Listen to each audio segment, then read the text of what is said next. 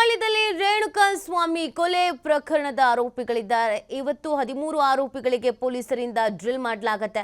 ಪ್ರಕರಣದ ಬಗ್ಗೆ ಮಾಹಿತಿಯನ್ನ ಕಲೆ ಹಾಕಲಿದ್ದಾರೆ ಪೊಲೀಸರು.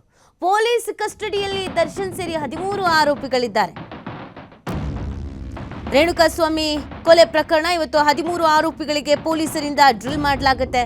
ಪ್ರಕರಣದ ಬಗ್ಗೆ ಮಾಹಿತಿಯನ್ನ ಕಲೆ ಹಾಕಲಿದ್ದಾರೆ ಪೊಲೀಸರು.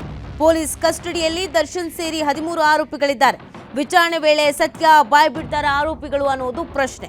ನೋಡಿ, ಕಾಮಾಕ್ಷಿ ಪಾಳ್ಯದಲ್ಲಿ ಮೊದಲು ಆರೋಪಿಗಳನ್ನ ಇರಿಸಿಕೊಳ್ಳಲಾಗಿತ್ತು. ಆನಂತರ ಈಗ ಅನ್ನಪೂರ್ಣೇಶ್ವರಿ ಸ್ಟೇಷನ್ಗೆ ಈ ಕೇಸ್ ಯಾವಾಗ ಹಸ್ತಾಂತರ ಆಯಿತು ಅಲ್ಲಿಗೆ ವಿಚಾರಣೆಯನ್ನ ನಡೆಸ್ತಾ ಇದ್ದಾರೆ ಚಿತ್ರದುರ್ಗ ಮೂಲದ ರೇಣುಕಾ ಸ್ವಾಮಿ.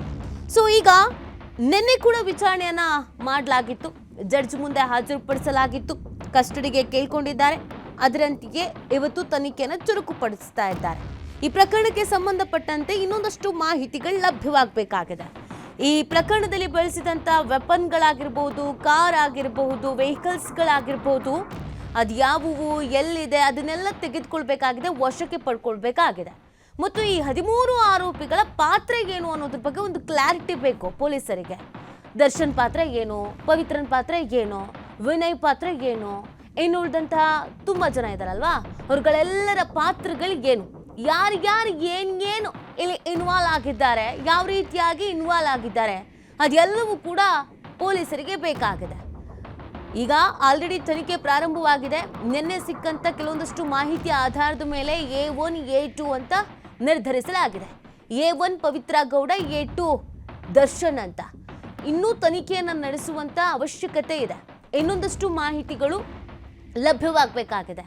ಆ ನಿಟ್ಟಿನಲ್ಲೇ ಕಸ್ಟಡಿಗೆ ಕೇಳಿರೋದು. ಸಾಕ್ಷಿಗಳನ್ನ ಮತ್ತಷ್ಟು ಕಲೆ ಹಾಕ್ತಾ ಇದ್ದಾರೆ. ಈಗ CCTVಯ ವಿಜುವಲ್ಸ್ ಇವೆಲ್ಲ ಸಿಕ್ಕಿದೆ. ಆದರೆ ವೆಪನ್ಸ್ ರೇಣುಕಾ ಸ್ವಾಮಿಯ ದೇಹದ ಮೇಲೆ ಸುಮಾರು ಗುರುತುಗಳಿದ್ವು. ಸುಟ್ಟಿದ್ದು, ಹೊಡೆದಿದ್ದು, ಗುದ್ದಿದ್ದು, ಇದೆಲ್ಲವೂ ಕೂಡ. ಅದನ್ನೆಲ್ಲ ಯಾವ ವೆಪನನ್ನು ಬೆಳೆಸ್ಕೊಂಡು ಮಾಡಿದ್ರು? ರಾಡ್ನಿಂದ ಹೊಡೆದಿದ್ದಾರೆ, ಚೈನಿಂದ ಹೊಡೆದಿದ್ದಾರೆ, ಈ ಥರದ್ದೆಲ್ಲ ವಿಚಾರಗಳನ್ನು ಹೇಳಲಾಗ್ತಾ ಇದೆ. ಸಾಕ್ಷಿಗಳು ಬೇಕು ಅಂತ ಅಂದಾಗ, ಕೋರ್ಟ್ ಮುಂದೆ ಎಲ್ಲವನ್ನೂ ಹಾಜರುಪಡಿಸಬೇಕು ಅಂತ ಅಂದಾಗ ಸಹಜವಾಗಿ ಕೇಸ್ನಲ್ಲಿ ತನಿಖೆಯನ್ನು ನಡೆಸುವಾಗ ಅದೆಲ್ಲವೂ ಇಂಪಾರ್ಟೆಂಟ್ ಆಗುತ್ತೆ. ಆ ನಿಟ್ಟಿನಲ್ಲೇ ಪೊಲೀಸರು ಅದನ್ನೆಲ್ಲ ವಶಪಡಿಸ್ಕೊಳ್ಳೋಕ್ಕೆ ನಮಗೆ ಸಮಯ ಬೇಕು ಅಂತ ಕೇಳ್ಕೊಂಡಿದ್ದಾರೆ. ಇವತ್ತು ಅದ್ರದ್ದೆಲ್ಲದ್ರದ್ದು ವಿಚಾರಣೆಯನ್ನು ಮಾಡ್ತಾರೆ. ನೀವು ಫಸ್ಟು ಎಲ್ಲಿ ರೇಣುಕಾ ಸ್ವಾಮಿನ ಪಿಕಪ್ ಮಾಡಿದ್ರಿ, ಆಮೇಲೆ ಎಲ್ಲಿ ಕರ್ಕೊಂಡು ಬಂದ್ರಿ, ಯಾವ ವೆಹಿಕಲಲ್ಲಿ ಕರ್ಕೊಬಂದ್ರಿ, ಆಮೇಲೆ ಎಲ್ಲಿ ಕರ್ಕೊಂಡು ಹೋದ್ರಿ, ಶೆಡ್ಡು ಅಲ್ಲೆಲ್ಲ ನೆನ್ನೆನೇ ಸ್ಥಳ ಮಹಜರನ್ನು ಮಾಡಿದ್ದಾರೆ. ಇದ್ರ ಜೊತೆಗೆ ಇವತ್ತು ಕೂಡ ಮತ್ತಷ್ಟು ತನಿಖೆಯನ್ನು ಮಾಡಬೇಕಾಗಿದೆ. ಅಂದರೆ ಇಲ್ಲಿ ದರ್ಶನ್ ಪಾತ್ರ ಏನು ಅನ್ನೋದ್ರ ಬಗ್ಗೆ ಇನ್ನೂ ಕ್ಲಾರಿಟಿ ಸಿಕ್ಕಿಲ್ಲ. ಅಂದರೆ ಕೊಲೆ ಮಾಡಿ ಅಂತ ಕುಮ್ಮಕ್ಕು ಕೊಟ್ಟಿರೋದೋ, ಅಥವಾ ಕೊಲೆ ಮಾಡಿರೋದೋ, ಅಥವಾ ಕೊಲೆ ಮಾಡಿಸಿರೋದೋ, ಇದೆಲ್ಲವೂ ಕೂಡ ಬೇಕಲ್ವಾ, ಕ್ಲಾರಿಟಿ ಬೇಕಲ್ವಾ. ಆ ನಿಟ್ಟಿನಲ್ಲಿ ತನಿಖೆಯನ್ನು ಮುಂದುವರಿಸ್ತಾ ಇದ್ದಾರೆ. ಇವತ್ತು ತನಿಖೆ ಮತ್ತಷ್ಟು ಚುರುಕು ಪಡ್ಕೊಳ್ಳುತ್ತೆ. ಇಲ್ಲಿ ಪವಿತ್ರ ಗೌಡ ಕುಮ್ಮಕ್ಕು ಕೊಟ್ಟಿದ್ದಾರೆ ಅನ್ನುವಂಥದ್ದನ್ನು ಹೇಳಲಾಗ್ತಾ ಇದೆ. ಜೊತೆಗೆ ದರ್ಶನ್ ಕೂಡ ಈ ಪ್ರಕರಣದಲ್ಲಿ ಪ್ರಮುಖವಾಗಿ ಆ ಘಟನೆಗಳು ನಡೆಯುವಾಗ ಅಲ್ಲೇ ಇದ್ರು ಅನ್ನೋದನ್ನು ಹೇಳಲಾಗ್ತಾ ಇದೆ.